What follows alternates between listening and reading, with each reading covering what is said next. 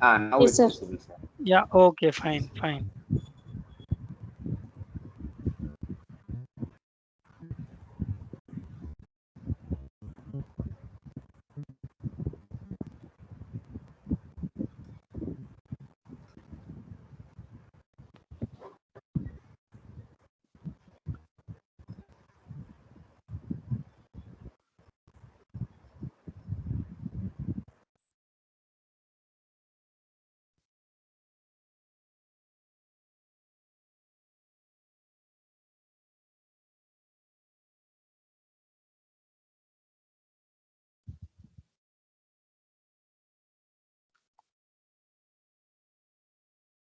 Hello. Hello, sir. Yeah, shall we start the program or shall we wait for some more Uh, time?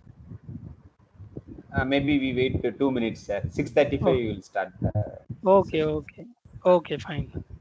Okay, sir. Yeah.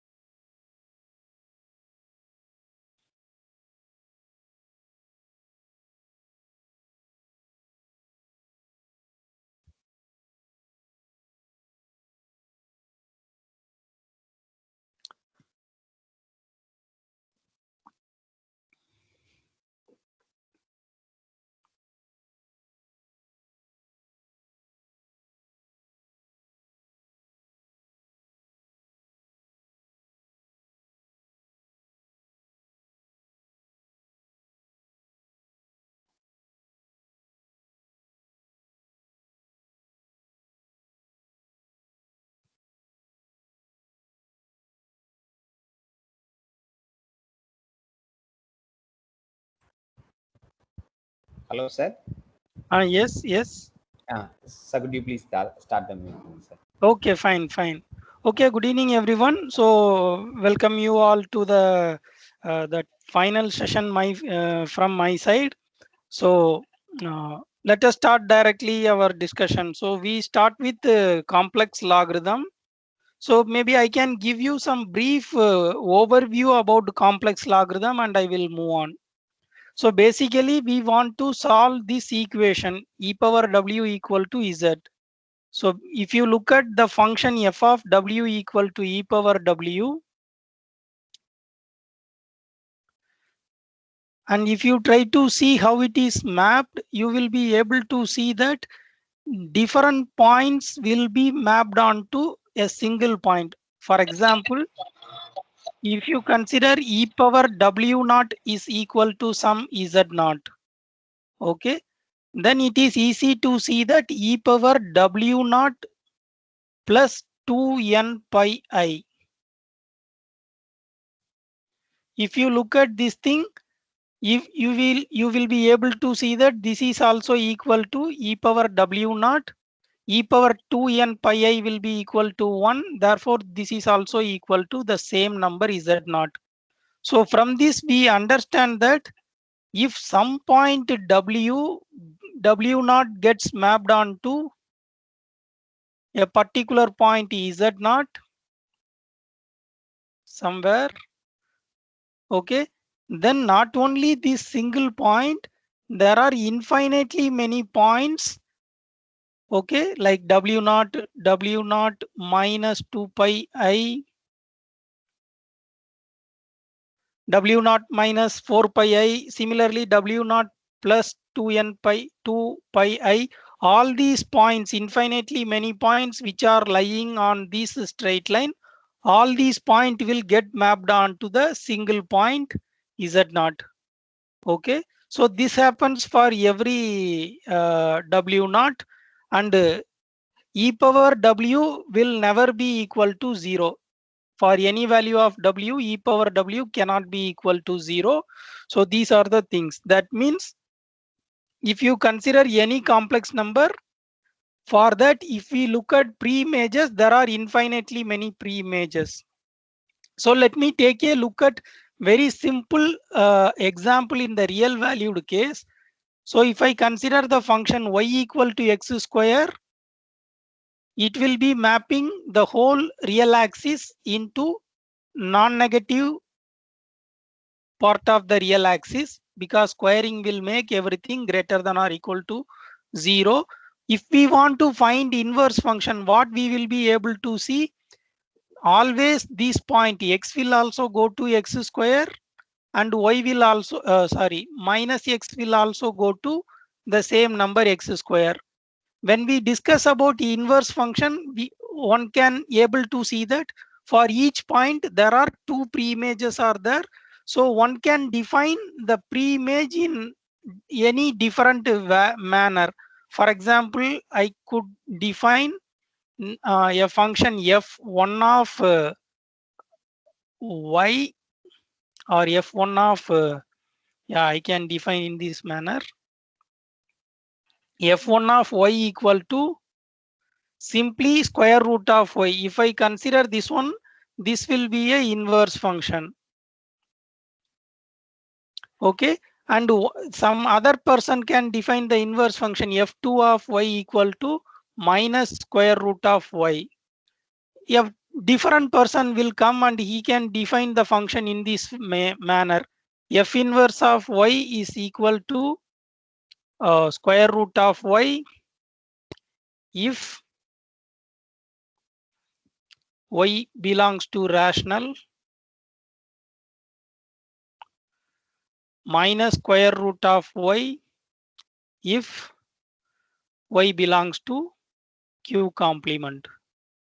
So these are the ways, like I am giving you some simple example. One can define the inverse in so many different ways. Like out of these two choices, we can define any choice so that the function is well defined. But we won't consider these kind of things. So we will ask the question, if the given function is continuous, is it possible to find a inverse function which is also continuous? That is a more interesting question. So in that sense, if somebody asks that question, we can say that this is a function which is inverse of the given function which is continuous. And similarly, if you consider this one, this is also a continuous function. So we can say that this, even though several other possible way of defining inverse function available, we won't consider all those other things. We consider the function with some nice properties such as continuity and other. So in that sense, we can say that this f1 is a branch of the square function, like inverse of square function, and f2 is another branch. So in the same way, we will ask the question how to define the inverse of this function f of w equal to ew. It precisely ask that in what ways we can define the pre-image for z0 so that the function will be continuous. And of course, there is a result in complex analysis. If your function is analytic and if you define the inverse, if the inverse is well defined, and if it is like uh, one function, like if we define it in a proper manner, which is going to be continuous, then it is possible to prove that that function must be analytic. So naturally, we will ask the question, in what way, like here how we defined these two function, inverse function, so that it became continuous. Similarly, we will ask the question, how do we take like assign values for each point in the codomain. We have to assign the pre-image so that that function should be continuous. So that will give rise to the another condition. It will automatically become differentiable. So that is given by this logarithm function. So this log z equal to natural log of modulus of z plus I time argument of z. So these are all the possible choice of inverse function which is analytic in certain domains. Okay.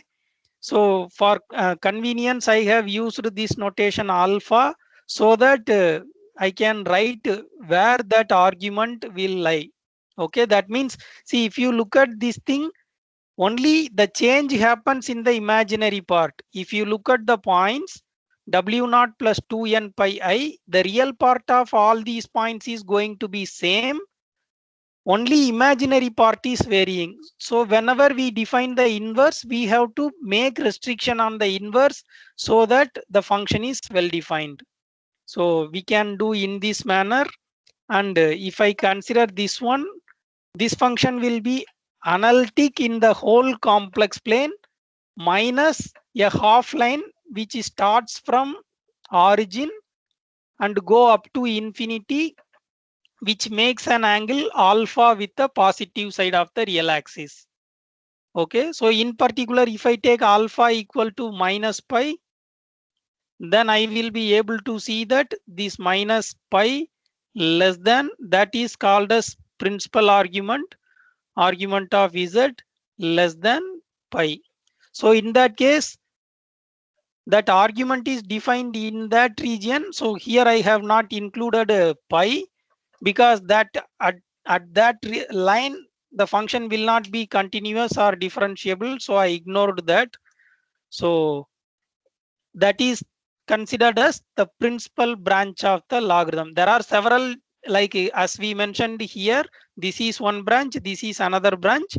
In case of complex valued logarithm, there are uncountable number of branches are possible, and this is a very popular branch of a logarithm which we call by the name principal branch. So with this, like, I don't want to go very much deep into the details. So if you have any questions or some doubts regarding logarithm or any other thing related to logarithm, feel free to ask. So students, do you have any question, or can I move on to this next part?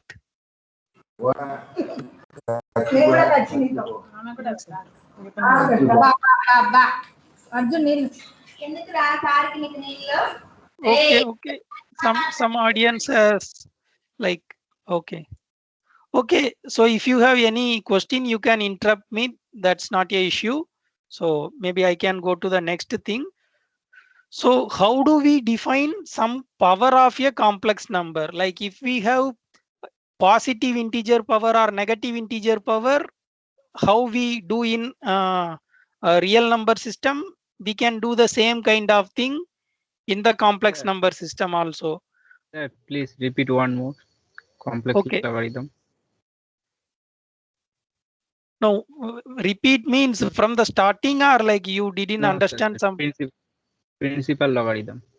Okay, so see, we can give restriction in so many different ways. Like this is the basic definition. We have to put some condition on the argument so that this is a single valued function.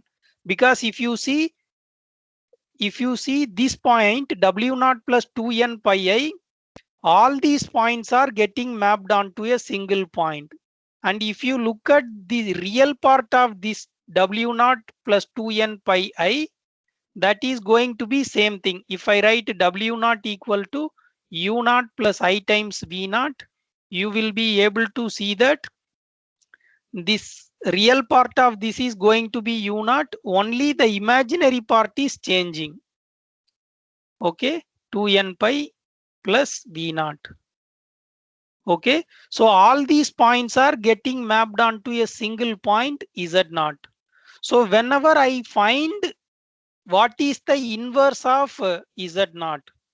Okay, so f inverse like f inverse of e power w naught, if I consider, then I have to give restriction on the imaginary part. Okay, so by computation I have understood that. So actually I didn't go through the proof. You have to write w equal to u plus iv, z equal to x plus iy. By using some simple computation, we will be able to end up with this equation log z equal to log of mod z, where this logarithm is natural logarithm plus I times argument. So as we mentioned in these two examples, like in the real case, we not only want the inverse, we want the inverse to have continuity also. If we include that condition, that will be continuous whenever the imaginary part is continuous. So therefore we have to restrict some condition. So that's what, with some different notation, I have mentioned here.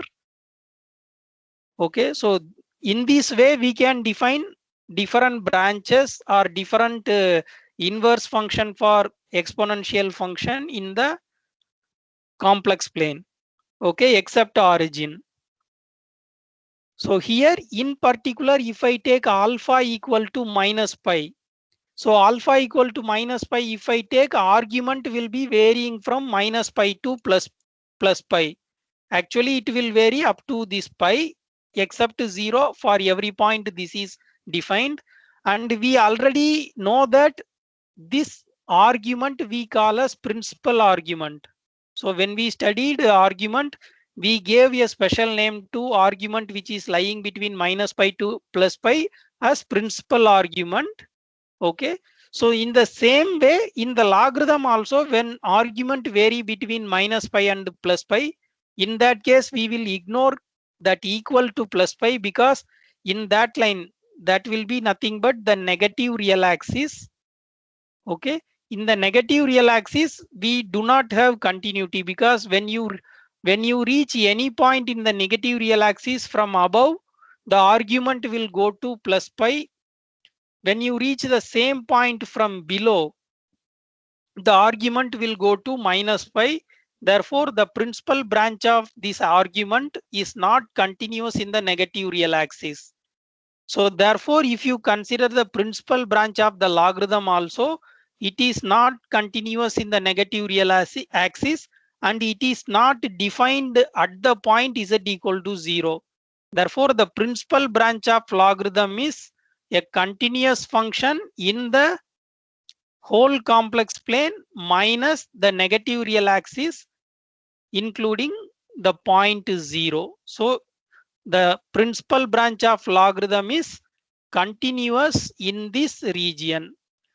And using some well-known result in complex analysis, it is possible to prove that, like using one theorem also we can prove, or you can use the basic definition of differentiability and you will be able to see that it is not only continuous in this region, it is also differentiable at every point. So therefore we will be able to see that this is a domain, and since the function is differentiable at every point, it will be analytic also in the same domain. Therefore the principal branch of logarithm is analytic in the whole complex plane minus negative real axis and origin. Is it clear? Okay, sir. Now it's clear. Okay. And now we want to use this thing. So here also, if you look at the real valued function case, if you try to write any x power, Sir, I have a doubt, sir. yes, Actually, yes. you are telling log z is defined for set of all complex number except negative real axis, right? No, that is I am saying for principal branch of the logarithm. Okay, so actually in the actually in the negative real axis also it is defined. There is no Okay. problem, except origin. Everywhere else one can define the logarithm. The same logarithm, if you see, definition is valid for all point z such that z is not equal to 0. Because for negative real, the argument will be equal to pi. So one can put that. But what I am saying is, in the negative real, the argument is not continuous function. So I want to find what is the largest region in which the logarithm function is continuous. Okay, if I look at that, I have to remove the negative real axis, because in negative real axis, continuity is not there. The moment I remove the negative real axis, because it is not continuous, I am removing that. That means I am simply ignoring. Okay.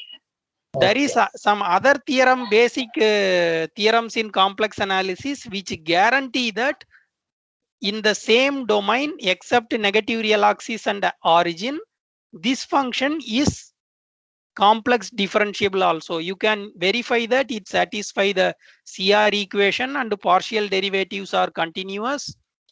So there is a very well-known theorem which says that if a complex valued function is continuous and if the partial derivatives satisfy the CR equation and they are continuous, then that function must be analytic in that domain. So using that theorem, we will be able to get that this logarithm function is analytic in this domain.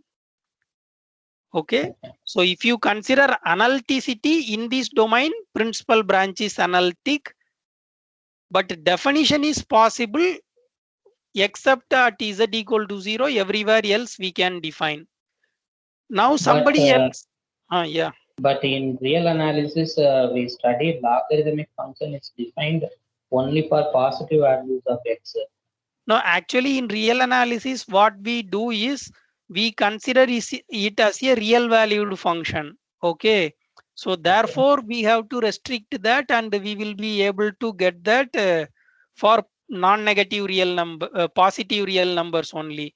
If you consider what is logarithm of -1, from this definition, we will be able to see that logarithm of -1 is nothing but the natural log. Maybe I can use ln to denote logarithm with base e, okay, plus I time argument of -1. Okay, so if I write this, this is equal to 0, argument of -1 is equal to pi. Therefore, the value of logarithm of -1 is a purely imaginary number. So that's why when we deal the thing in real analysis, we don't consider it for negative real, because when you consider this kind of thing will happen. So therefore we restrict in the real analysis. In complex analysis, since we allow complex number to be the image of a function, it is possible to get this. But if you consider, yeah. So you are telling except 0 for all complex numbers, logarithm is defined. Yeah, yes. And if you want to see what are all the possible values of log of -1, from our basic definition, we will be able to see that this is I times the argument of -1. So what are all the possible arguments of -1? So the argument of -1 is pi, and we can add any multiple of 2n pi. Therefore, this is 2 multiple of 2 pi. Therefore, that will be equal to I times pi plus 2n pi. Okay. So these are all the possible values of log of -1. So when you take principal branch, it is equal to say that n is equal to 0. So I will get I pi. So is it clear? Yes, sir. Hello. Yes, sir. Okay. So the next thing is, if why do we need other branches of logarithm? See, these are all other different branches of logarithm. So as I mentioned, in this case, the logarithm function principal branch is analytic in this region. But I already mentioned that if you take this argument suffix alpha, that means you take argument such that the argument vary in this region. Okay, so if I take that, then then it will be coming as analytic function in the whole complex plane minus this thing. Instead of negative real axis, in this except this line, the function will be analytic. Maybe if I need to say precisely, I will consider log of z with alpha is equal to pi by 4. Okay, so this is by definition log of modulus of z plus I time argument suffix pi by 4. So in book they won't use any suffix. I am using here because so that you will be able to understand it in a clear way. So this argument will vary from pi by 4 to 2 pi plus pi by 4. Okay, so I am defining in this way. Okay, so if you look at this one, what you will be able to get is, when you consider this line segment which makes an angle pi by 4, if you go to the line from the, like, you start measuring here pi by 4, when you come here you will end up with 2 pi plus pi by 4. So when you approach any point on this line from this side, the argument will go to pi by 4. But when you go to the same point from this side, the argument will go to 2 pi plus pi by 4. So therefore discontinuity will happen at all points in this line segment. But here if you look at any point in the negative real axis, when you go from above, you will be going to pi, and when you go from below also, the value will go to pi only. So here you can see the beauty. So here this logarithm, this branch of logarithm is continuous in the whole real axis. So we are able to find a logarithm function in the whole real axis, and it is continuous and it is differentiable in the whole real axis. Actually, this is a differentiable function in the whole real axis. So is it clear, students? Hello. Yes, sir. Okay, so in this way, like in some different application oriented problem, some natural domain may occur in the problem. So it may be a requirement to have continuity or analyticity in the negative real axis. So in such situation, we can use different branch of logarithm also. So in some sense, other branches are also useful in solving certain problems. So now we will come back to the next question, how to define power of a complex number. The power can be a real number or complex number, any number, and the base number can also be any number. It can be either real or complex.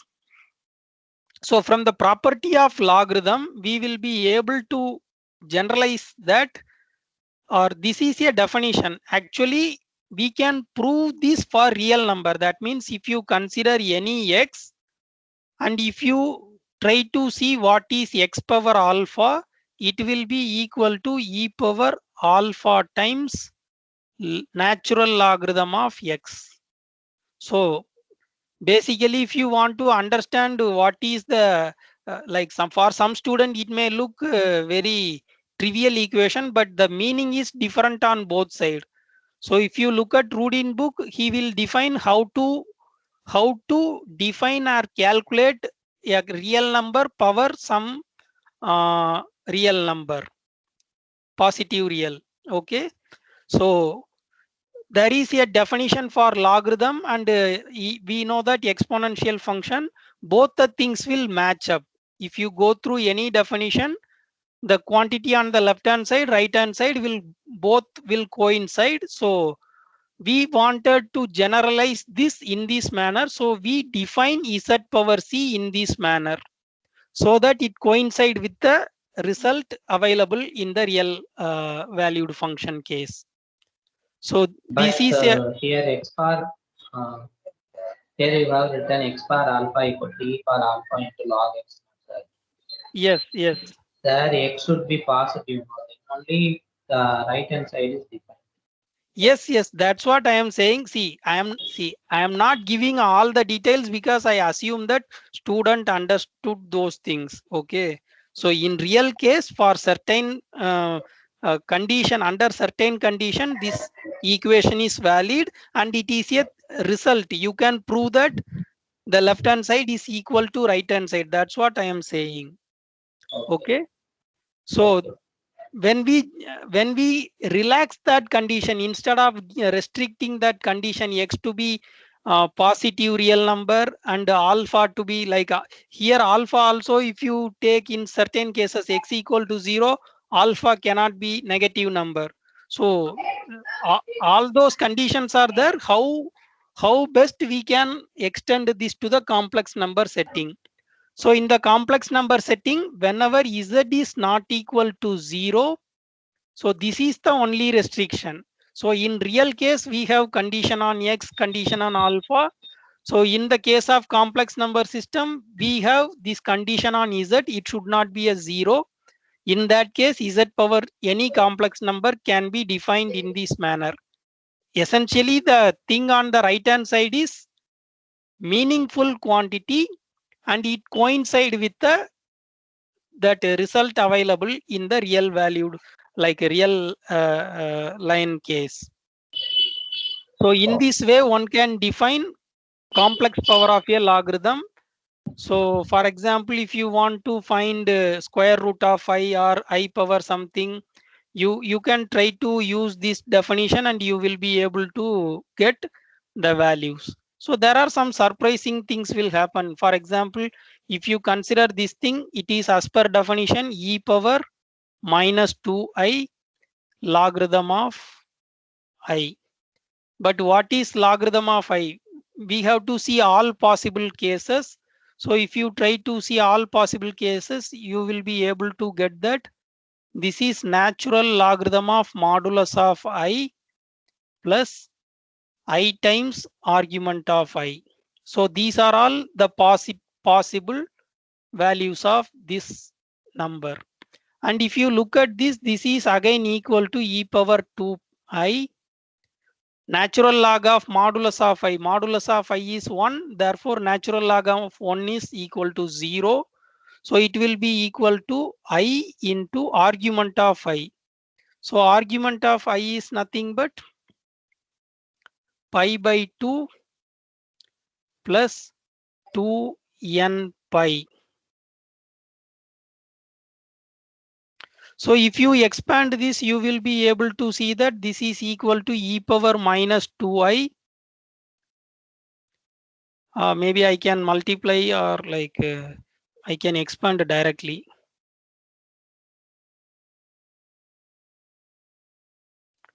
So if I do I square is minus 1. So first term will be pi, e power pi. The second term will be minus 224 n pi I. Okay. So these are all the possible values of this this I power minus 2i. So in this way, we will be able to see the set of all values of the complex power of I power minus 2i. I So will in not- this, yes. should be e power pi. Okay, plus- okay. Yeah, okay. This I is not, I will not come. Yeah, fine. I and the Sign. It will be 4n plus 1 Plus- pi actually plus e to 4n. the power. okay plus okay. Sorry. Okay, yeah, that's fine. Yeah. So here you can see some surprising fact. The fact is in the left hand side, I am trying to find complex power of a complex number, but in the right hand side, I am seeing some surprising thing. All these numbers are coming to be real number. So these are some surprising things one can see. So yeah, this may happen, and this is a very meaningful quantity. So these are some basic introduction about complex logarithm and power of a complex number using logarithm. And maybe we can move on to the next thing. Like in some problem, we will need to look at complex logarithm. Whenever it is necessary, we will use it. So next thing we are going to consider is open mapping theorem. So this theorem says that non-constant analytic functions maps open sets to open sets. So this word non-constant is more important, otherwise it will not happen. Okay. So this is very interesting property of analytic function. All function, like if you consider general function, it may not have this property. And as a consequence of this thing, we will be able to get maximum modulus principle. So actually, many students will get confused in this theorem. Actually, they study this result, and due to some carelessness, they ignore certain things. So here I want to make that very clear. So if f is analytic function and non-constant in a region, like some author use the word region, some author use the word domain. So let us don't worry about that. It can be either domain or region. Domain means open and connected set. Region means it can include some or all the boundary point also. So if f is analytic and non-constant, mod f has no maximum in the interior of omega. Actually here the thing is like they used the thing in the meaning of open and connected only. Okay.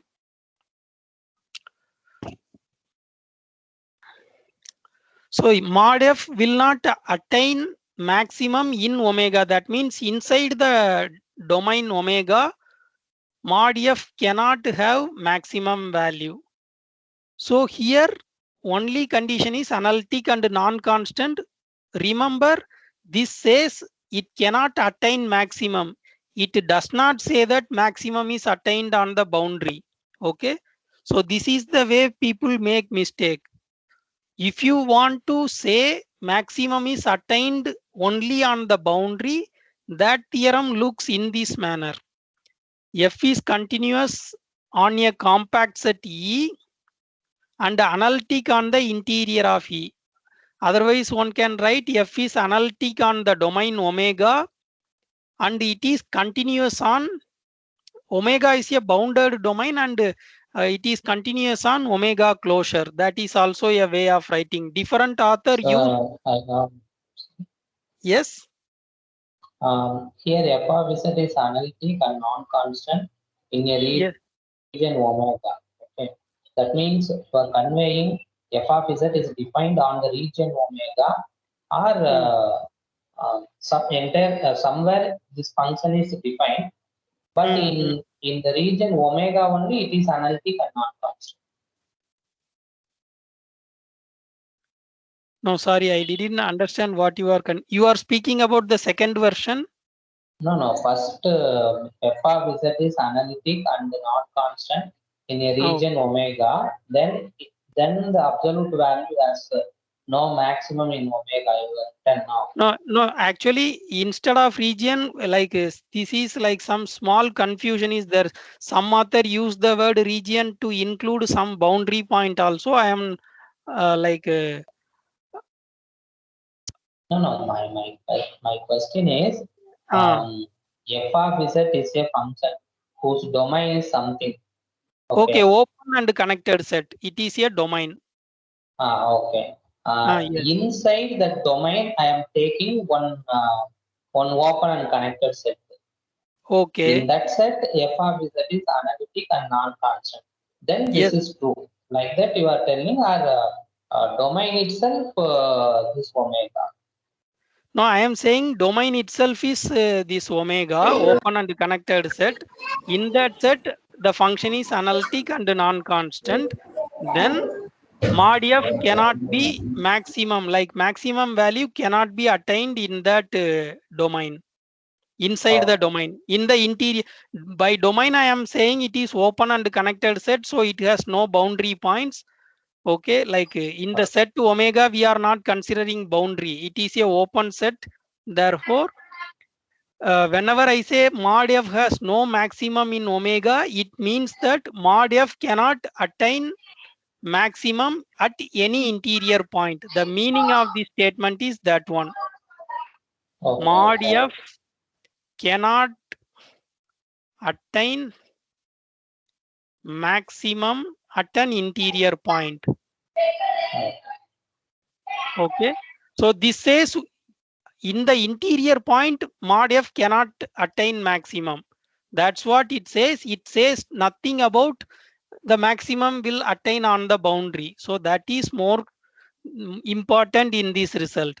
If you look at the second version of result, this I have taken from some book.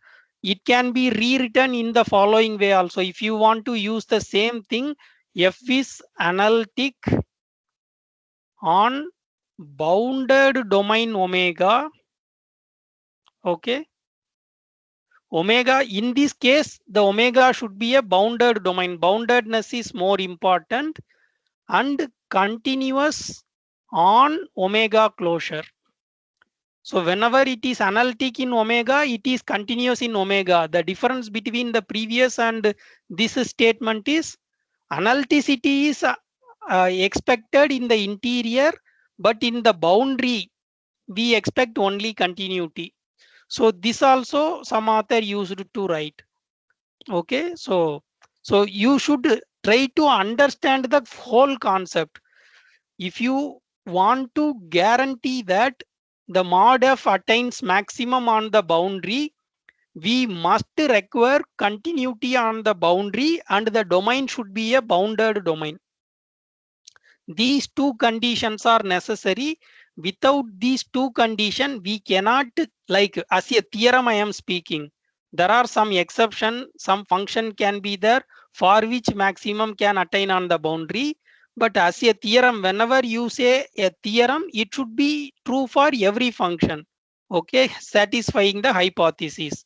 So if you consider in that perspective, for every function satisfying the hypothesis, we want to guarantee mod f is attained on the boundary. If we want to guarantee that boundedness of domain is important and continuity of the function on the closure is also important. So with these two conditions, we will be able to say that the maximum of absolute value of f must be attained at some point on the boundary. Here you have, sir. Yes. Here you have written a compact set. So is it a quite relaxing condition here, right? The bounded and domain, right? No, see, both are equivalent only. See here in the, I have written like handwritten condition. If you look at analytic in bounded domain and continuous in the omega bar. Okay, that means the function is as a whole defined on omega bar. Okay. And boundedness is there, and omega closure, if you consider, that is a closed set. So that is the largest set in which function is defined. So we know that in R power n, this boundedness and closedness will imply that that set is compact from Hein-Borel theorem. Therefore, that's what I said. Both the conditions are equivalent. So why I have to emphasize all these things is this is the problem with the way the complex analysis book is written. Different author use different terminology and they write something. But when a number of students from different background attend a lecture, somebody might have seen the theorem in one form. If I write in different form, they may get confused. So to avoid all those things, I am giving both the things. Both are equivalent. There is no difference between the statement. Sir, one more confusion. So if I take a compact set, so a compact set should be closed and bounded, right? Compact set, that means in C. Yes, yes, yes. So, so you are taking a bounded domain. That domain is open. If I take only compact set, that interior could be empty also, right? Okay, okay. So in that function could not be No, defined. actually, if you look at this statement, analytic in the that interior. Yeah, So that means in that interior cannot be a empty set. So if you Okay, take so a set such that it is interior is empty, the set of all point at which the function is analytic, that comes to be a empty set. yeah, exactly. So that means I have to take a compact set which has a non-empty interior also, right? Yes, So which yes, implies yes, bounded. Thank you so yes, much. yes, yes. Okay. So these are the main variation between the first version and the second version. One version says with minimal condition in the hypothesis, the absolute value cannot attain maximum in the interior. With the extra condition, we guarantee that it not only like it cannot attain in the interior, but it must attain on the boundary. So let us see some simple examples. Like this is not related to that second part. This is related to the first theorem, open mapping theorem. So can you use open mapping theorem and get the conclusion? So given function f is analytic function, e power z is analytic function, which is a non-constant function. So you can use open mapping theorem. So this mod z less than 1 is a open set. Therefore, the image is a open set. So this is a true statement. So any other thing can be said for the first one?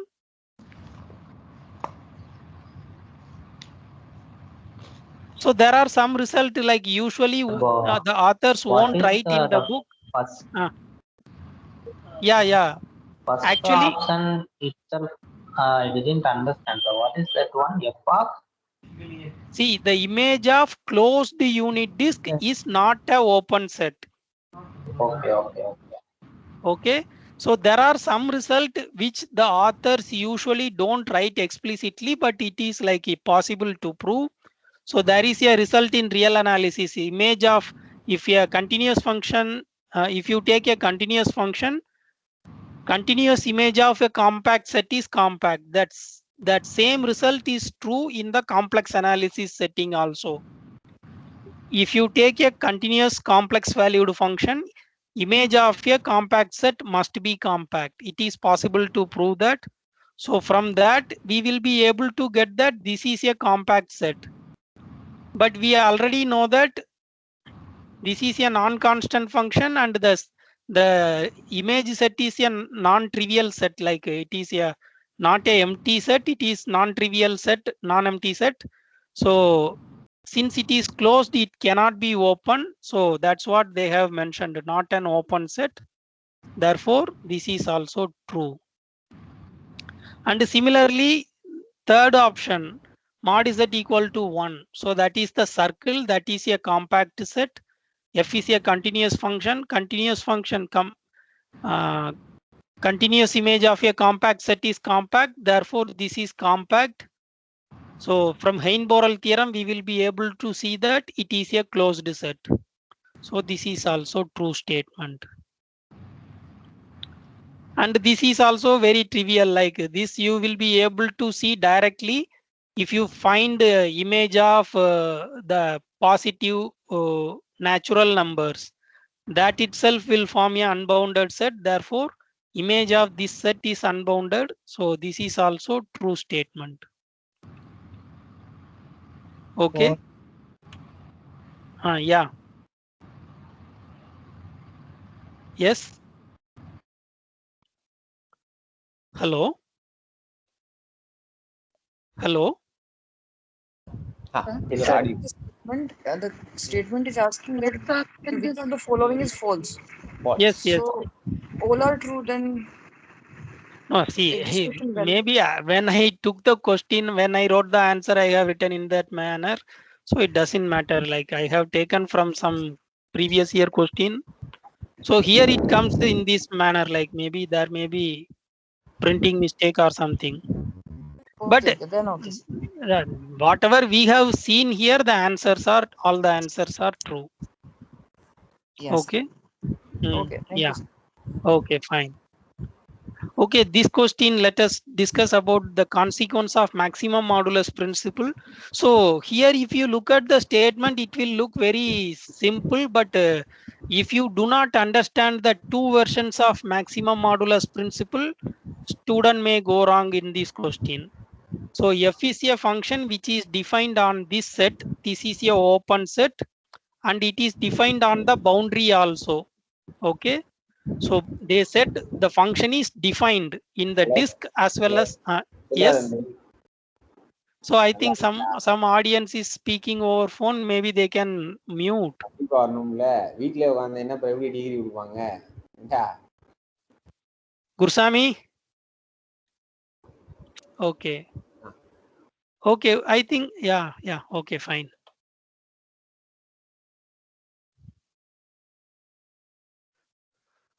Oh, okay. So there are like the given thing is f is defined in the disk as well as on the boundary, and some options are given. We can verify one by one. So here it is given that f is analytic on E and f is not equal to 0 at any point in E. Then mod f attains maximum on the boundary. So whether this is true statement?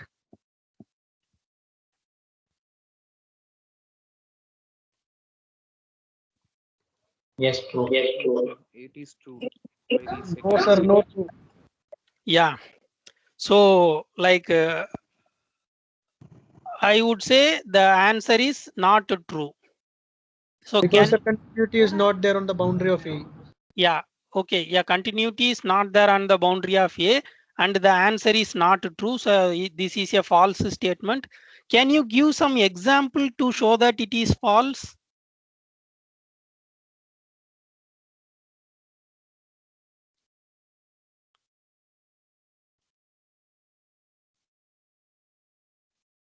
Hello. Yeah. The answer is the statement is false. So you should think of in that way. Like answer is correct. It is false. Can anyone say why it is not true? That means can anyone give you an example? Sir, we can define a function, identity function. Like in the ball with the center 2i and radius 3, we can send it to same number. In the boundary, we can assign some other number. Okay, okay, fine. So that is an analytic function in the interior of E. Okay. Yes, and none of the number is 0. Okay, okay, fine, fine. None of the number is 0. No, actually here f of 0 will be equal to 0 if you define identity function. Okay. Sir, we can translate it to some yeah, number, you can, like you can, yeah, okay. Okay, fine. It is okay. Your answer, like the whatever you have said now, it is fine, perfectly fine. Yeah, can anyone say something different, like without making any modification on the boundary, like that first student, whatever answer she said, that is perfectly fine. She made some kind of modification in the boundary and made it like the statement become false. So can anyone give you an example, like a function you have to give as a simple function, like without making any modification on the boundary? Constant function could be worked because constant non-zero function, because it doesn't have assumption of constant, non-constant. I have a doubt. Okay. That will not be work because in the boundary it is continuous. So by the second principle, it should be attains its maximum. Yes, fine. Yeah, that is true. I don't understand actually. Could you just see here? This is given that fz is analytic only, but it doesn't imply, and fz is non-zero. That it doesn't imply it couldn't be a non-constant zero function, right? Because it doesn't have any assumption regarding that. No, actually, what she was saying is like everywhere it is getting the, if you define constant function, like everywhere it attains the same value only, right?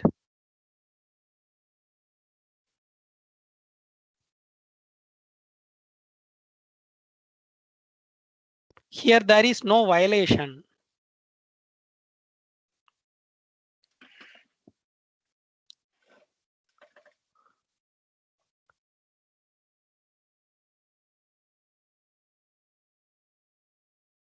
Okay, actually, if you define in any other way, like some simple modification we may need to do, like if you can make a function which is defined at every point in the interior boundary, at least in some point you have to make some kind of modification, so that like what that student already did, that kind of example one can create a plenty. Like for example, f of z equal to 1 divided by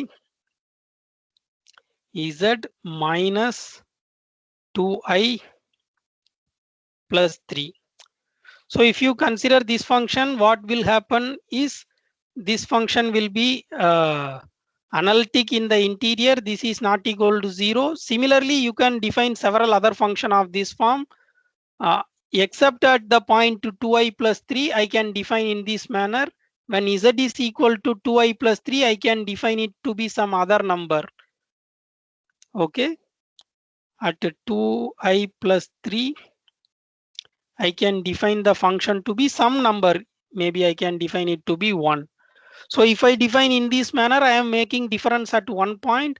So this function is analytic and not equal to 0 in the inside part. But if you look at this, the maximum cannot be attained at any point.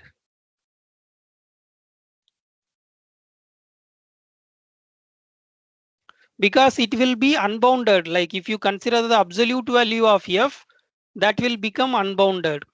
Okay. So in this manner, we can construct several functions which are analytic and satisfy all the condition in the hypothesis, but maximum value cannot be attained at the at any point on the boundary. So is it clear, students?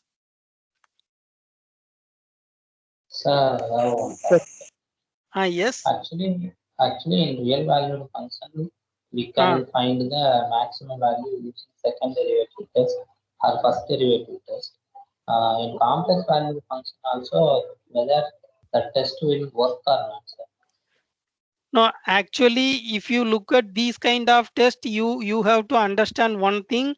There will be conditions based on increasing and decreasing, like f prime is positive at some point, negative at some other point. These kind of comparison will be coming, either positive or negative.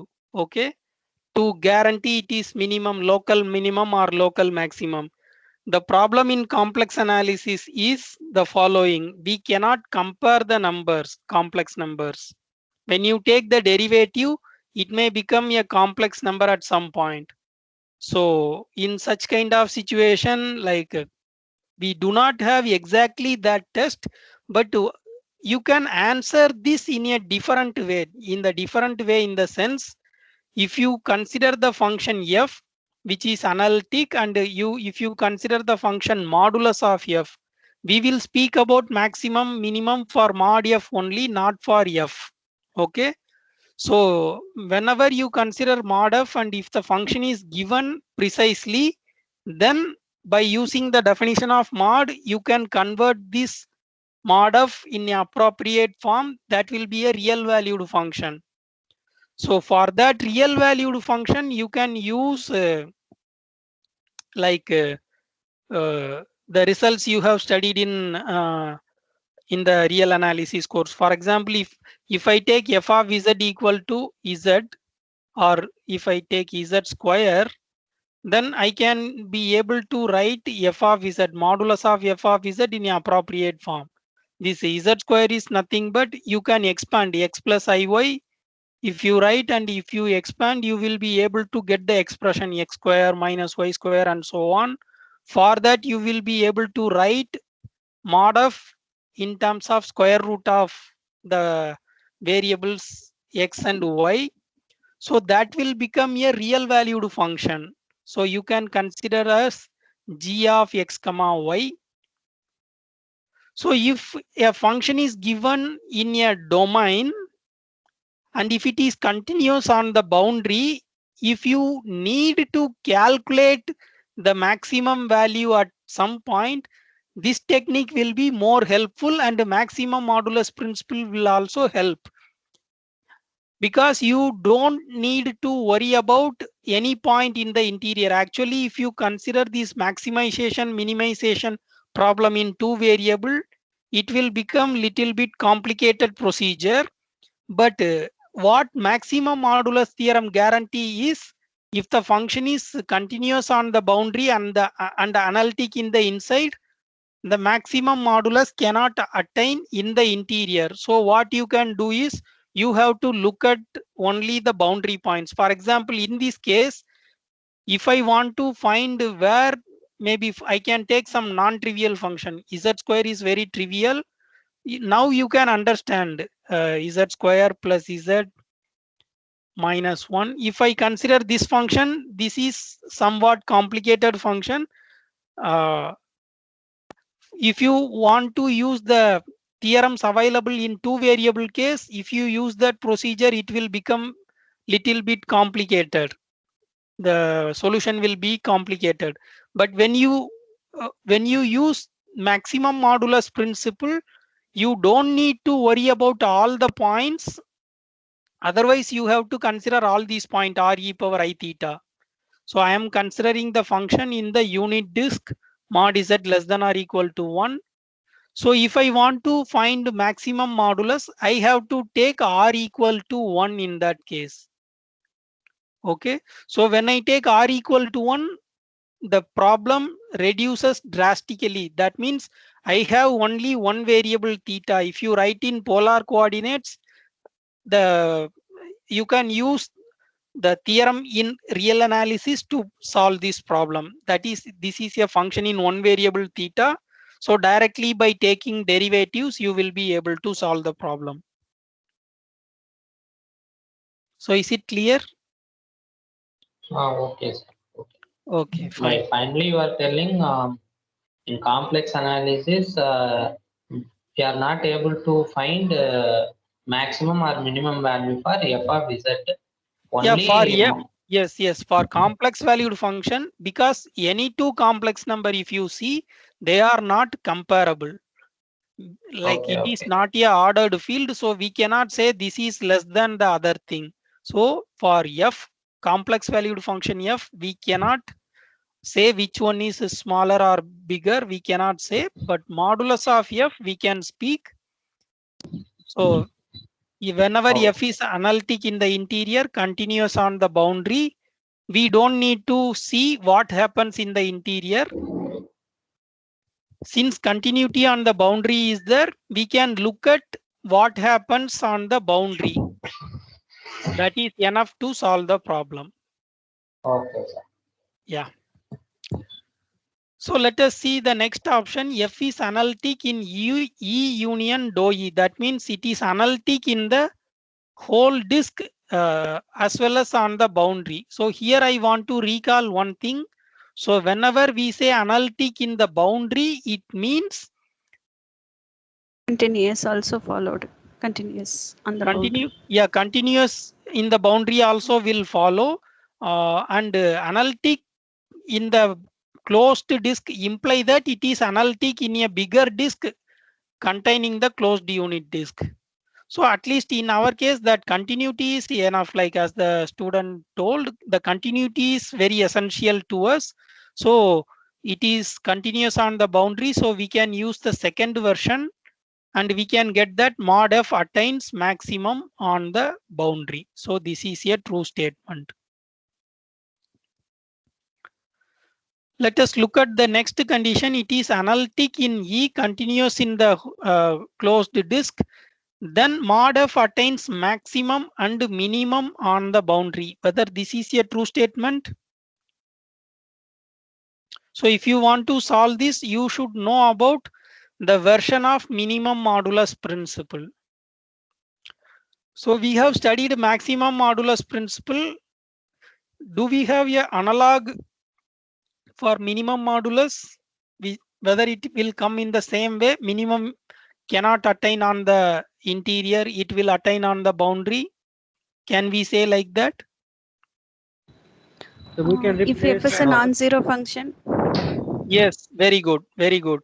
So if f is a non-zero function, we can guarantee that minimum modulus attained on the boundary. If it is continuity is there on the boundary, then we will be able to guarantee that the minimum value will be attained on the boundary. So the proof will be very simple. We have to take g of z equal to 1 by f. And for this function, we consider mod g and we will apply the maximum modulus principle for mod g. So to define this one only, we need the condition that this function f is not equal to 0 at any point in the interior. Therefore, it will be well defined. So that is very crucial. And from there, we will be able to see that the minimum value will be attained on the boundary.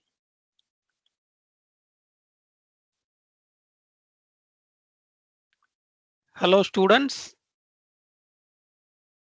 Hello. So can anyone say one thing? So here I mentioned that f is not equal to 0 in the interior. Do we need the same condition that f is not equal to 0 on the boundary also to guarantee minimum?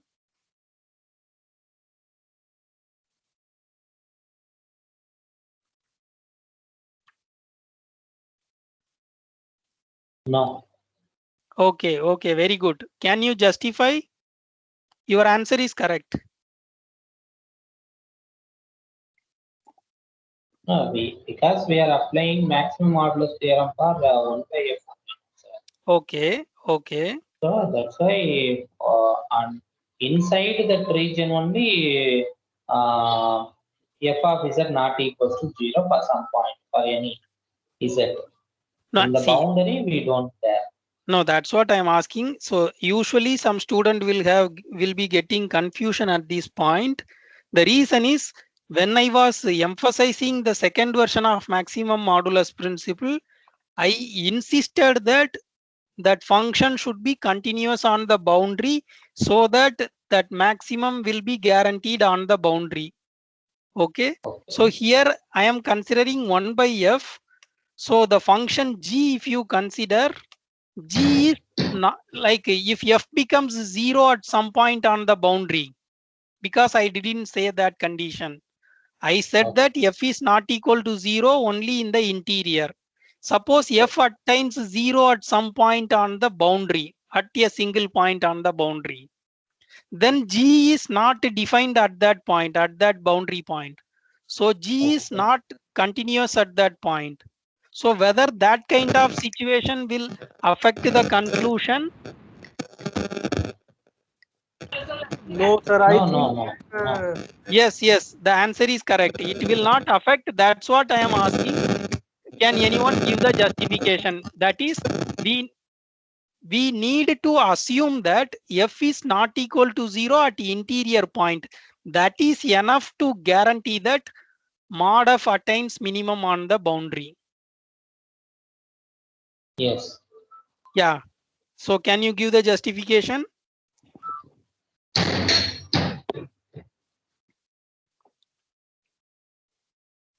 Hello. We are considering only minimum only, sir. Okay. If it is coming infinity also, no problem. No, minimum only we are calculating now. Okay. So I don't know whether my answer is correct or not. I feel infinity is bigger than what is the minimum is coming. That's why I'm telling. Okay. This is my. Yeah, your it- intuition is fine.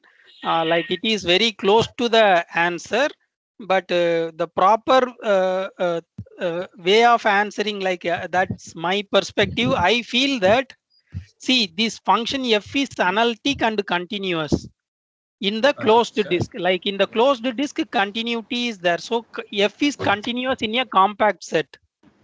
Okay. Yes.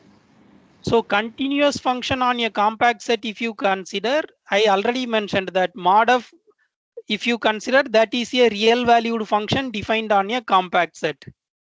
Yes. So real valued function defined on a compact set attains its maximum and minimum. So Yes. from that theorem, it is guaranteed that mod of attains maximum as well as minimum in the compact set. Okay. Yes. So whenever f is not equal to 0 in the interior, now I want to guarantee that the minimum will not be attained in the interior. I don't want to say that minimum is attained on the boundary or not. I already concluded that mod f will get minimum at some point. Now, if I prove that the minimum will not be attained in the interior, it is fine for me. So if I take g equal to 1 by f and I assume that f is not equal to 0 at any point on E, 1 by f is well defined and that is analytic again. Therefore, from the first version, I can guarantee that this modulus of g will not attain maximum in the interior. In other words, f modulus of f cannot attain minimum in the interior. That is guaranteed. So combining the first one, mod f attains minimum in the compact set, but it cannot attain minimum in the interior. If you combine these two things together, you will be getting mod f will attain minimum on the boundary. So is it clear? Yes. Okay, fine. Sir, please explain again, once again. No, I see. Mod f is a continuous function. Mod f is continuous on E closure. Okay. Mod f is a real valued function. A real valued continuous function defined on a compact set attains maximum and minimum. By attain, I mean that there exists at least one point in E closure at which f has mod f has maximum, and similarly there exists at least one point at which mod f has minimum. So this is what attains mean. Okay. So I have the condition f is not equal to 0 at any point in E. Okay. Therefore, in E, I can define the function g equal to 1 by f. It is meaningful from the first version of maximum modulus principle. So g is an analytic function which is well defined, and it will be analytic because f is not equal to 0 in E. Therefore, 1 by f is also well defined. So there is basic theorem. If f is analytic and non-zero, then the 1 by f will be analytic. Therefore, G is analytic, and we will be able to get from the first version of maximum modulus principle that G cannot attain maximum in the interior. It is same as saying this mod f cannot attain minimum in the interior. I already mentioned minimum is attained at some point. Now I concluded it cannot attain minimum in the interior. Therefore, combining these two things, I will be able to get that mod f attains minimum in the boundary.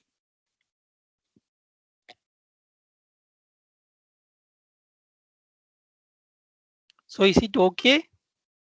Yes, sir. Okay, sir. I want to make one thing. Yes. Sir, if f is continuous on E closure and f is non-zero in the interior, can we use continuity to say that f cannot attain any zero value on the boundary? Okay, sorry. Can you repeat once again?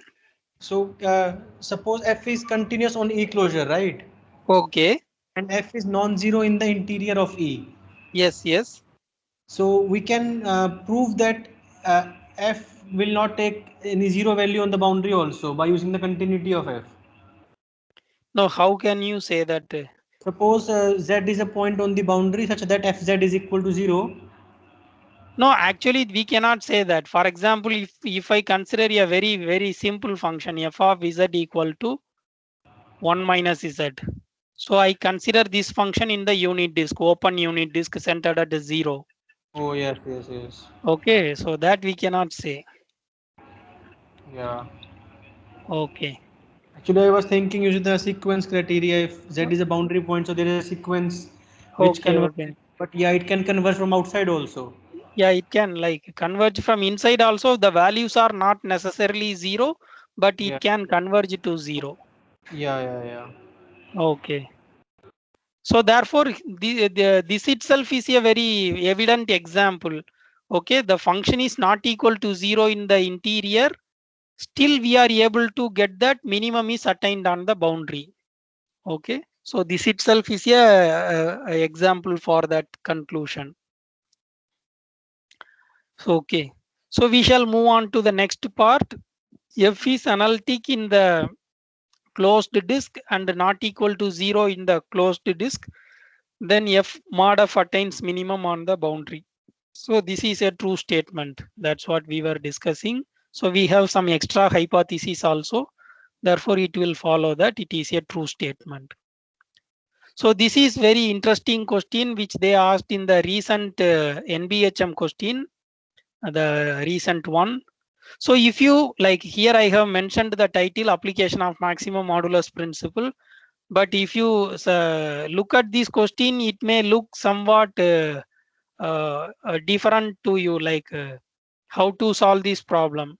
Actually, if you look at this problem, it is basically a question related to maximum modulus principle only. So can anyone give the answer and justification?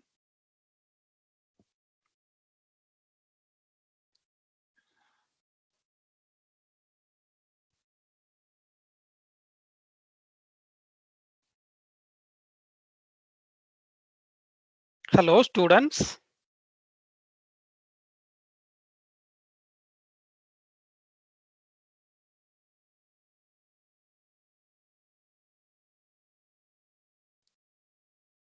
Students. We are thinking, sir. Okay, okay, fine, fine.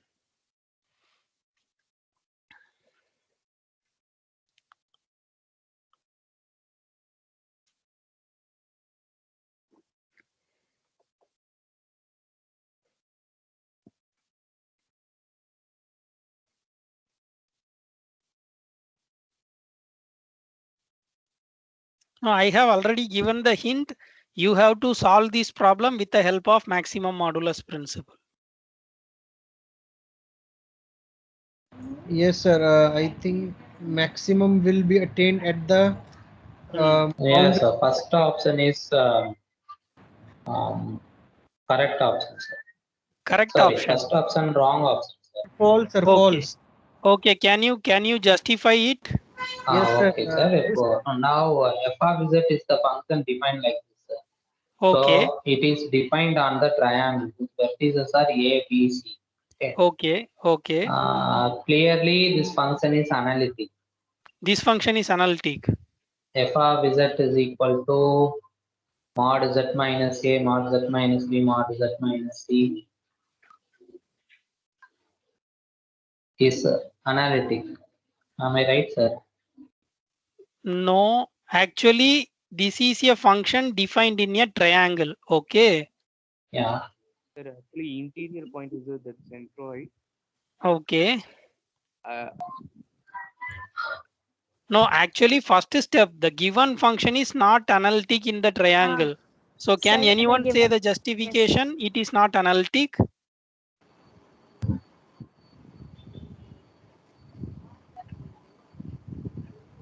It is not analytic because z minus a can be written as z minus a and bar of z minus a, and through df by dz is not going to 0. df dz bar. Okay, actually this modulus sign is there. So modulus of a complex number, if you consider this function. So analytic function is independent of z bar. It is independent of z bar. So therefore I can use this square. Okay, and I can take the square root of it. Okay, so therefore it is not independent of z bar. Okay, so you can rewrite this as z minus a into z minus a whole bar. So and power 1 by 2 is there. So from there you will be able to see that it is not independent of z bar. So this is not analytic function. And moreover, there is some simple result also. If your function is real valued, purely real valued or purely imaginary valued function, it cannot be analytic, because that from the CR equation, it follows that it won't satisfy the CR equation. If it is purely real, V is identically equal to 0. That will give that Vx is identically equal to 0. Vy, that partial derivative with respect to y, is also identically equal to 0. But partial derivative of u with respect to x and y will be non-zero. So CR equation will not be satisfied.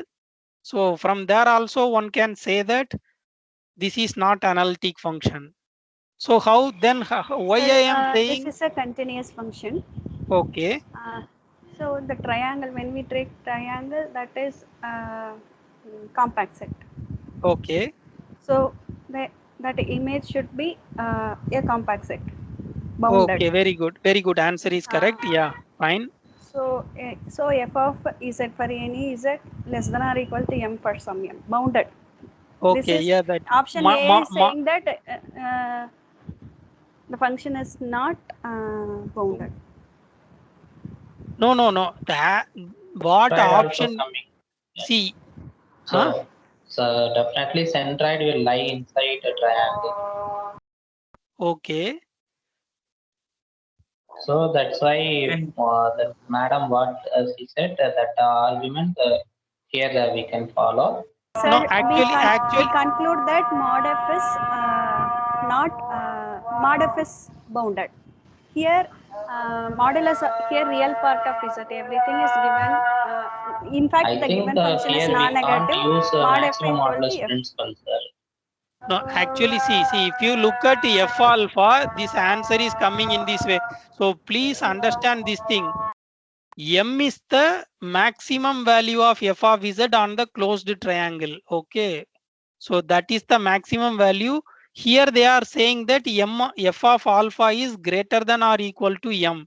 So it cannot be greater, but there is a option. F of alpha can be equal to m, right?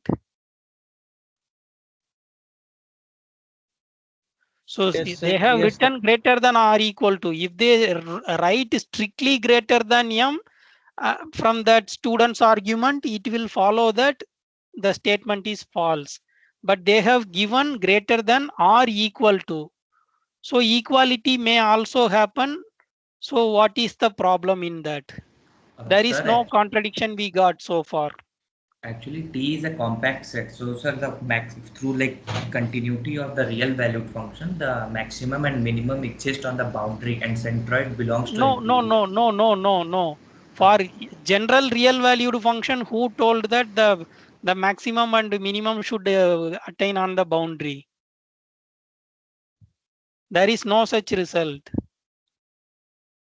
For analytic function only, we have that maximum minimum modulus principle or and so on. For real valued function, we do not have any such result.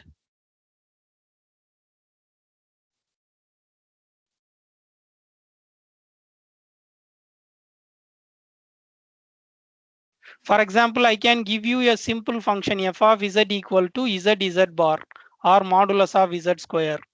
Okay. So if I consider this function in this interval, like if you try to see things in different way, you will be able to get the thing. So if you consider this thing, the maximum is also attained on the boundary 1, minimum is also attained on the boundary.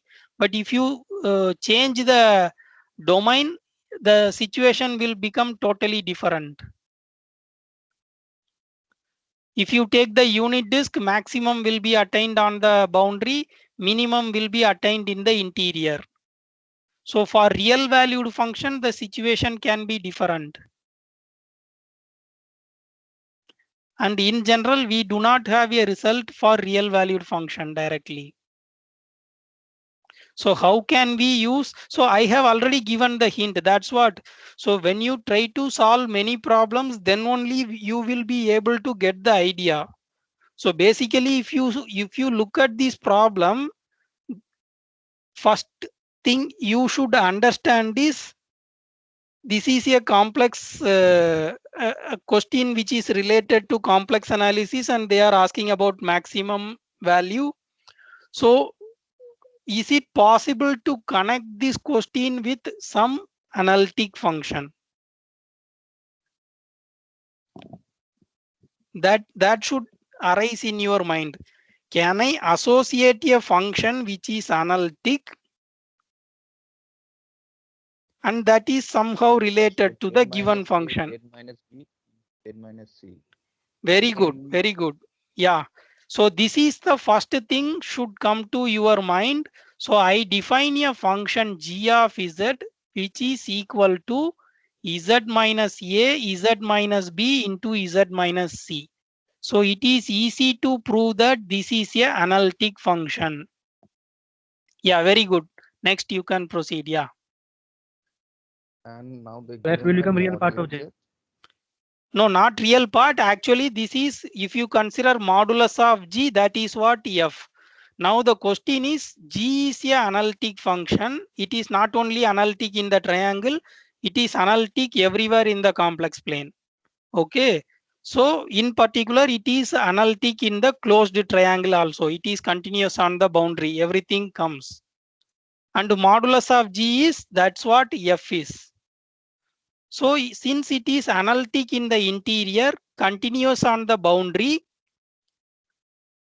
from the maximum modulus principle second version, we know that the maximum value should be attained on the boundary only. Yeah. So now whether the centroid of a triangle lie on boundary? No, sir. It No, is centroid lie inside. So that's why. So therefore, from maximum modulus principle, we get that f cannot attain maximum value in the interior. So alpha is a G cannot attain. G cannot attain. Yeah. Mod. See here in this notation f. No, sir. G cannot attain maximum inside the triangle. No, modulus of g. Yes, modulus of. So modulus of g is nothing but f. That's what I told. So don't confuse with the notation. So here modulus of g cannot attain maximum in the interior. That is same as saying f cannot attain maximum value at a interior point. So here it is saying that the value at alpha is greater than or equal to m. But since m being the maximum value, okay, the strict greater than cannot happen. Only possibility is equal to m. So it is, they are essentially saying that at the interior point, it is attaining the maximum value.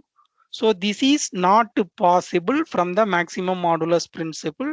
Therefore, this statement is false.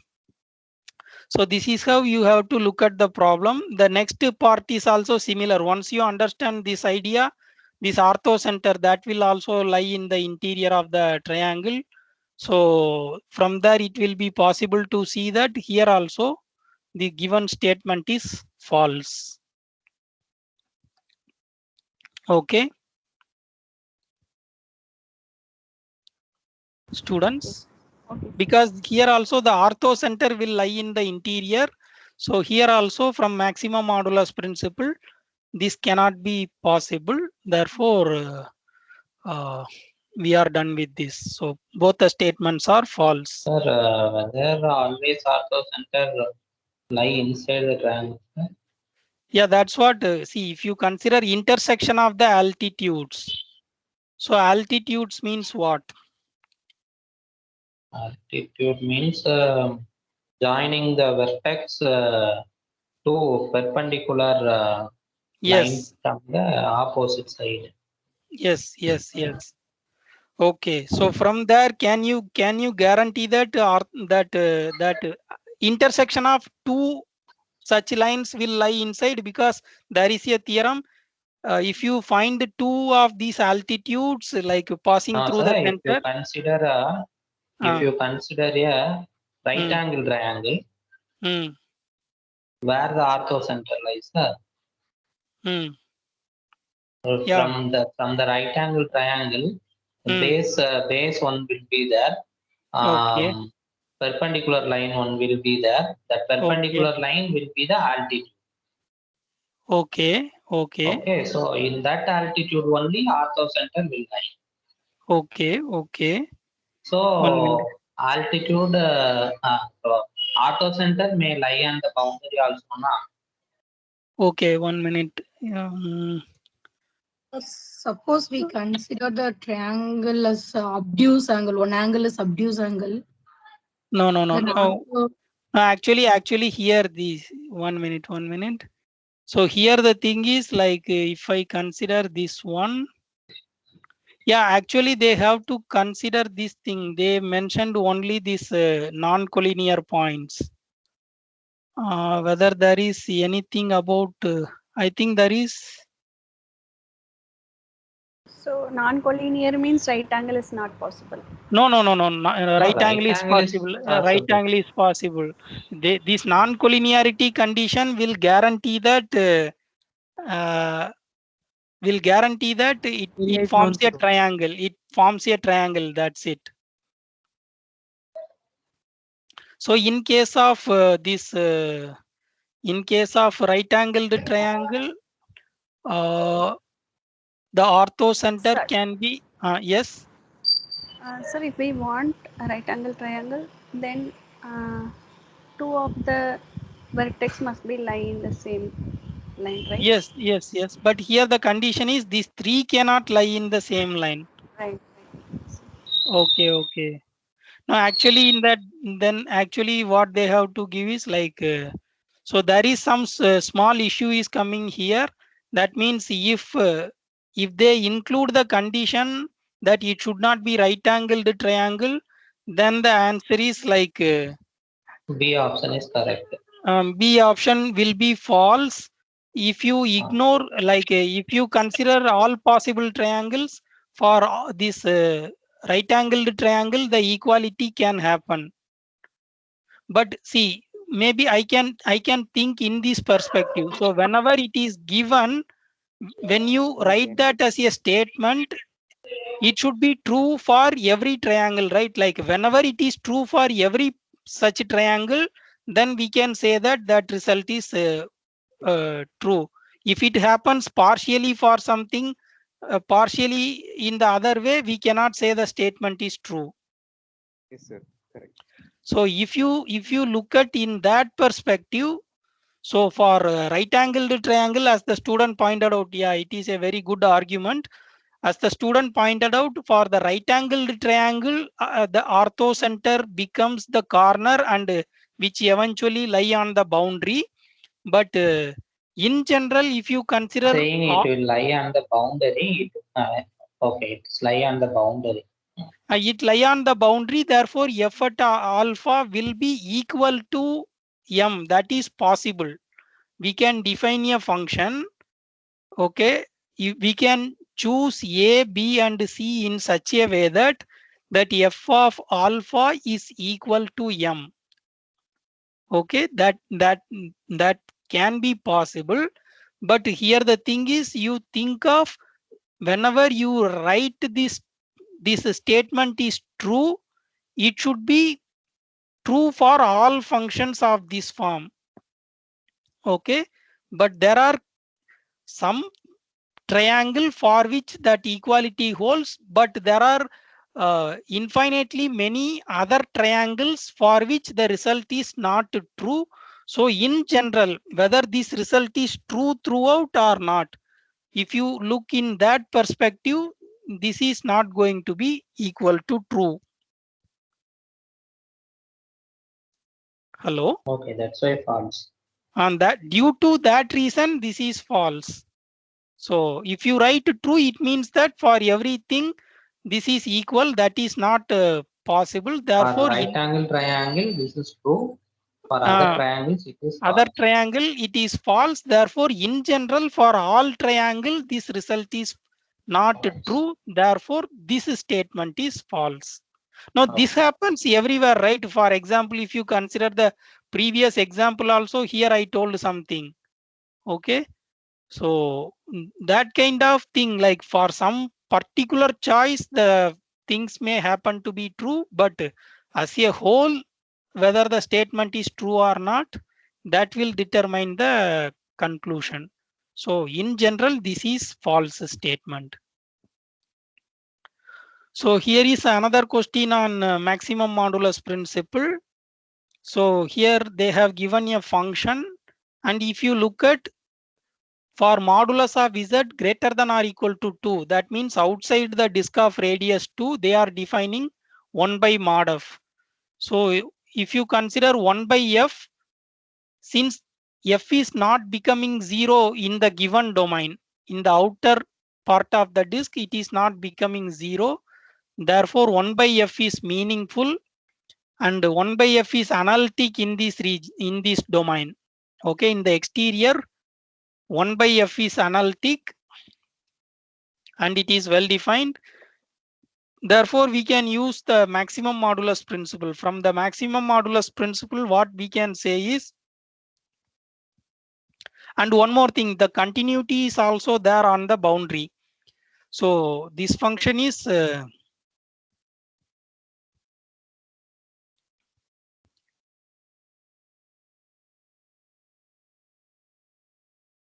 analytic in the given domain and continuous in that boundary.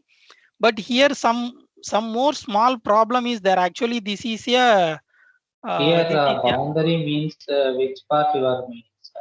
Mod is that equal to 2 or how to figure that? Boundary means which one you are considering as boundary? Mod is that equals to 2 is boundary or yes. Mod is equal to 2 is the boundary. So from f is 1 by f is analytic. From the maximum modulus principle, that first version, we can say that 1 by modulus of f, that cannot attain the maximum value in the interior. Therefore, at any point in the interior in the sense here in this region, it cannot attain the maximum value. But there is one more thing we will be able to see. Actually, this is a bounded function. Can anyone say that or prove that this is a bounded function in this domain?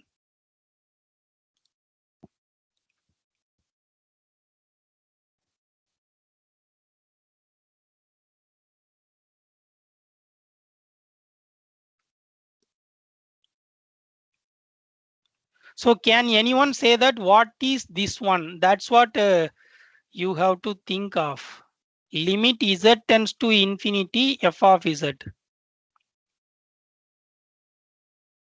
Or in other words, limit z tends to infinity 1 by f. So you can try to answer any one of these.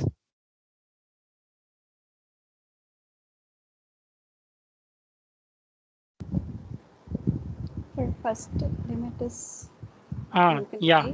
Second, yes. 0. Yes, very good. The answer is correct. So here I am not going to give the justification because these kind of things I have given in the first lecture itself. I have given some 3 if and only if statements. So if you use that, you will be able to get these 2 things are like as mentioned by the student, this limit is infinity and this is equal to 0.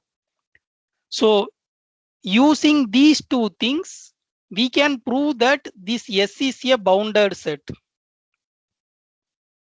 So for that, we have to use the definition of this limit z goes to infinity. So limit z goes to infinity, this 1 by f is equal to 0 means the mathematical way of writing is given epsilon greater than 0, there exists some number L positive such that modulus of 1 by f minus 0, this quantity is less than epsilon for all z such that modulus of z is strictly greater than L. Okay. So this is the definition which is equivalent to saying that limit z tends to infinity, 1 by f is equal to 0. So what essentially I am getting, outside this disk of radius L, modulus of 1 by f is less than epsilon. Therefore, what will happen in this disk? Modulus of z such that 2 less than or equal to modulus of z less than or equal to L. So this is a compact set. And 1 by f is a continuous function. 1 by mod f is a continuous function, and this is a compact set. So in this set, maximum will be attained, and outside this set, it is less than epsilon. Therefore, I will be able to get that this S is bounded, because if I define a number m which is equal to maximum of, like in this interval, I can get 1 by f is in a 1 by modulus of f is less than or equal to some number m1. Okay. So maximum of m1 comma epsilon. So I can define in this manner. This is essentially same as saying the set S is like the maximum of this quantity is less than or equal to m. Okay. So therefore, even though the domain is not bounded, we are able to see that this is the set S is a bounded set. So the value maximum is meaningful for this set. And we already mentioned that 1 by f is analytic. And since this is analytic in a domain and it is non-constant function, the maximum of 1 by mod f cannot be attained in the interior. So already we proved it is bounded. So therefore, that maximum value, if you consider, that should be attained in the boundary only. So therefore, the maximum value of this will be attained in the boundary. Like you can convert this into a real valued problem. That means you can take z equal to 2 e power I theta, and you can solve this problem. Like you can calculate what is 1 by modulus of f. It is possible. It is a function in single variable theta. Theta varies from 0 to 2 pi. But that will take you some time to solve the problem.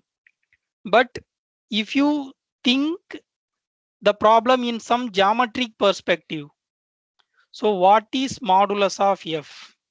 Modulus of f of z is nothing but modulus of z into modulus of z minus I. Okay. So we already guaranteed that maximum is attained on the circle modulus of z equal to 2. Okay. Therefore, what will be the modulus of f on this circle? Okay. I don't need to worry about everywhere. On this circle, what is the value? I will be able to see that modulus of f of z is equal to 2 times modulus of z minus I. Okay. So I have to consider 1 by modulus of f. So 1 by modulus of f is nothing but 1 divided by 2 into modulus of z minus I. So the question is, what is the maximum value of this set. Okay, so then we have to see when this is maximum. So whenever we have a fraction and simply 1 is there on the numerator, so in this case the value will be maximum whenever modulus of z minus I is minimum. Okay, whenever modulus of z minus I is minimum, the denominator becomes very small, therefore the 1 by this quantity will become very large. So now the question reduces to this thing. What is the minimum value of modulus of z minus I on mod z equal to 2?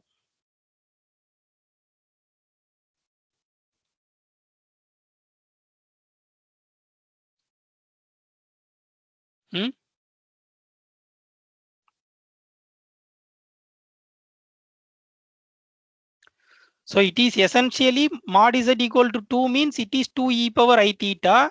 So you have to see when this value will be minimum. 2 e power I theta minus I. So if you think this in the geometric way, it will become more easy for you.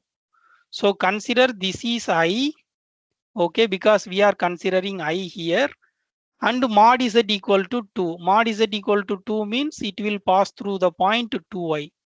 Okay, think of in this geometric way. This is mod z equal to 2. So the question is, you take any point in this circle and try to find the distance between that point and I. This distance should become minimum. So when you take this point, this distance is coming out to like this. But at the same time, if you consider this point, the distance between I and this point is very huge. Okay.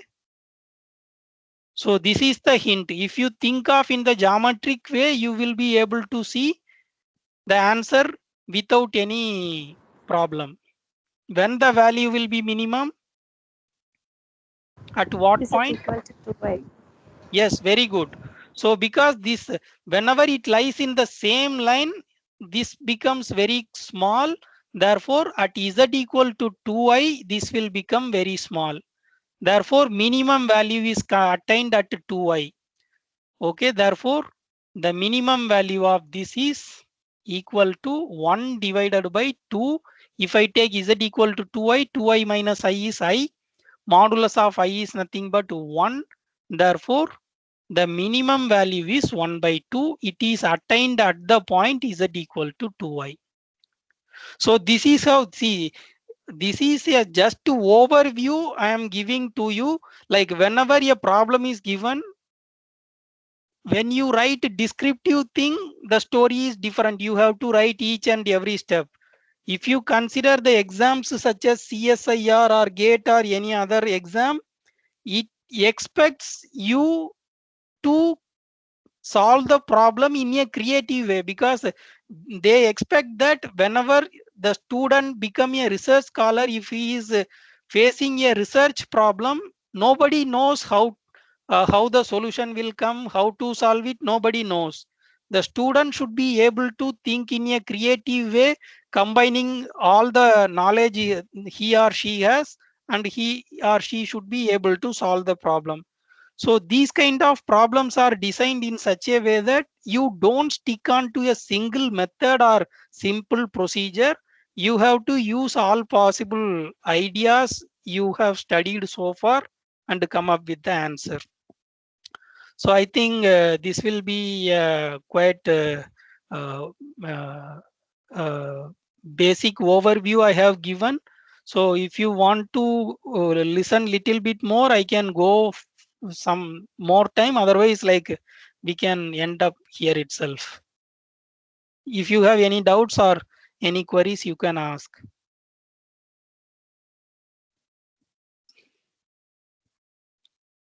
Students? Sir, there is one more possibility, right? In the other boundary, mod is it equal to L, it may attain the maximum value. No. Actually, the thing is that is coming in the interior, right? For this function 1 by f, if you consider mod z Yes, equal yes, to yes. L, You're right, that sir. is the interior. Right. Yeah. Yeah, very good. Yeah, question is very nice. So any Sir, other question? Yeah, Yes. sir. In the question we use the 4 option and application of the maximum modulus theorem. If you sorry, it is also application. Could you go last Yes. last question, sir, where we take f is equals to analytic on E and the boundary of E. Yes, this is the D option. Yeah. Yes. I couldn't see the slides actually. I like right.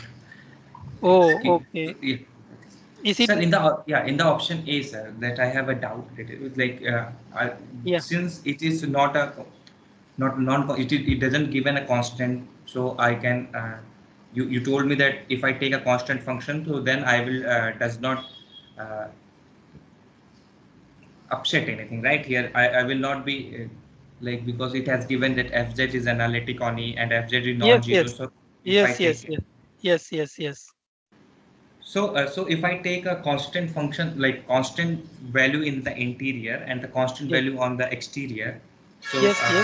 and since the continuity is not given, Okay. so does that work as a counter example for A? Oh, option A you are saying. Yeah, actually in option A. Okay. So since it is analytic, yeah, the continuity is not mentioned. Yeah, that will give you a counter argument. That is, you can take a function f of z, like f of z equal to f of z is equal to 2 on E. Yeah. And 1 on boundary. Yeah. So this will satisfy all the condition. It is analytic on E and it is defined on the boundary. So as a overall thing, it satisfy all the condition given in the hypothesis, and f of z is not equal to 0 also. But if you look at the thing, mod f attains maximum on the boundary, that is not happening here. Therefore, it is a false statement. So whenever you find one example such that it does not happen, you can immediately understand that the statement is not valid for every function satisfying the hypothesis. Therefore, this statement is not true in general. Therefore, it is a false statement. Thank you, sir. Yeah. So actually, what is the difference between maximum modulus theorem and minimum modulus theorem? No, both are interconnected. If you prove maximum modulus principle, then minimum modulus principle follow directly as a corollary by taking that 1 by f. Only difference is, but see, it happens as a corollary, but at the same time there are minor differences. If you expect that function mod f to attain minimum on the boundary, even though the continuity is there, if you want to justify it that mod f attains minimum on the boundary, you need some extra condition that f is not equal to 0 in the interior. That is one extra condition we need, otherwise it won't follow. The simplest example I can give you is this function. This is a non-trivial example, f of z equal to z in the whole complex plane. Okay, so this function is analytic everywhere, but if you look at modulus of f, that is equal to modulus of z, that attains minimum value at the interior point z equal to 0. So the condition is that the function does not assume the value 0. That is essential in the hypothesis, otherwise the result will not follow. So yeah. Hello, sir. Yes. So can you show me the given statement of maximum modulus of 2 Okay. Yes. The theorem statements. Okay. Yeah. So in this statement for statement C. Okay. This one. So you want to compare statement C. Okay. Yes, sorry, maximum principal 2. So in this Okay. statement, do you need F to be do you need any assumption on non-constant? Since it is not given. Okay, see, these are all minor things, like whenever you see, I have taken from some book. So if you consider that condition in this statement, it is not necessary. You think of in this way. Assume that f is a constant function and satisfy all these conditions. So whether the result is true or not, it is constant. It Yes, is continuous result in is the true. it is continuous in the closure. Therefore, at every point, mod f is equal to the same number. Therefore, the result is true. Assume that f is non-constant. Still, the result is true. So that's why they have not given the condition constant, non-constant. So these are all minor things, like that's what you have to understand. As such, the given statement is correct.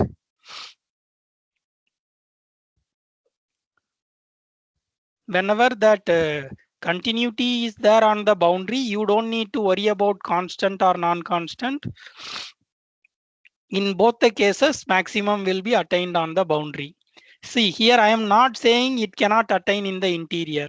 If it is a constant function, at interior also the same value happens. If it is a non-constant function, it must attain only on the boundary, not at any interior point. Yeah, thank you, sir. Yeah. So any other questions? The ND in non-collinear points. Yes. Can we do like drawing a circumcircle based on the vertices and then to argue the maximum modulus? Circumcircle. So that means you have to find a point such that keeping that point as the center and the distance between that point and one of the vertexes radius. If you draw, it will contain the whole triangle inside and it pass through vertices. Yes, sir. Because they have given that alpha is the centroid. Can we do by that method? Yes. Actually, if you take that, see, there is one very good example is there. Like if you give that, you will be able to see that you consider this triangle, equilateral triangle. Okay. Okay, sir. So equilateral triangle, can you say the relation between this in center, ortho center, circumcenter, whatever center, where it will come? It will be in the center. Yeah, all these things will become coincide, right? Yes, sir. So in that case, what will happen?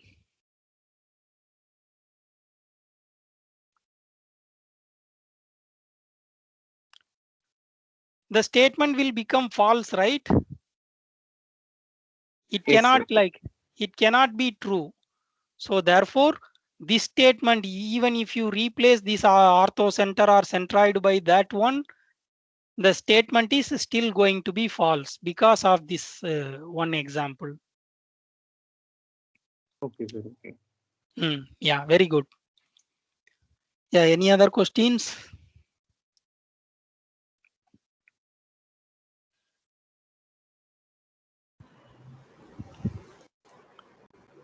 I think no other questions, sir. Thank you so much for your good lectures in this online workshop, sir.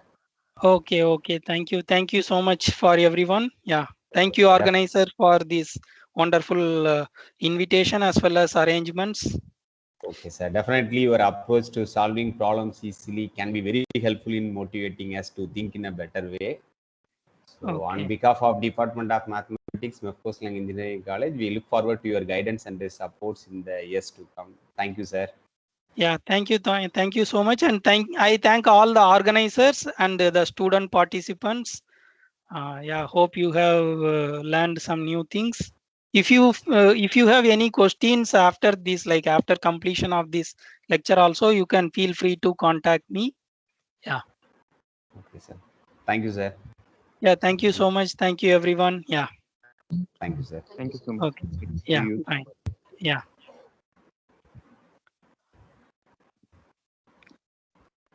Okay, sir. We stop the session. Thank you.